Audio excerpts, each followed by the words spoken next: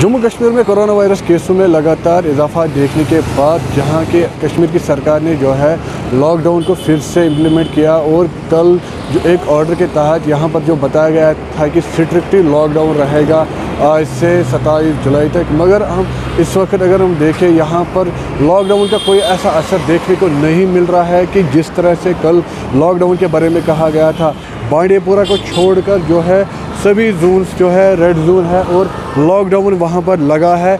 मगर अगर हम देखें इस वक्त हम मौजूद है श्रीनगर के लाल चौक एरिया में। अगर हम डाउन टाउन की बात करें जो निचले वाले इलाके हैं श्रीनगर में, वहाँ पर ऐसा कुछ लॉकडाउन का असर देखने को नहीं मिल रहा है। और यहाँ पर भी अगर हम देखें यहाँ पर भी जो है लॉकडाउन का असर देखने को नहीं मिल रहा है। लोग गैर ज़रूरी तौर पर जो है घरों से बाहर निकल कर इस बीमारी को अपनी तरह ले रही है और इस बीमारी को जो है एक मजाक समझ के रखा है। पर अगर हम एडमिनिस्ट्रेशन की बात करें, एडमिनिस्ट्रेशन भी कहीं नज़र नहीं आ रही है। और ईदगाह साइड की बात करें या हम करानगर की बात करें, अगर करानगर में कुछ देर तक वहाँ पर पुलिस और एडमिनिस्ट्रेशन एक साथ मौजूद थे और गाड़ियों की चेकिंग कर रही थी, पास देख रहे थे। मगर उसके बाद अगर हम बहुत सारी जगहों की बात करें, वहाँ पर कोई ऐसा इंतज़ामिया देखने को नहीं मिला जो इस ट्रैफिक को देखे। क्या इंतज़ामिया इस लॉकडाउन को सिर्फ लाल चौक के घंटाघर में ही रखना चाहती है या कहीं और भी इम्प्लीमेंट करना चाहती है?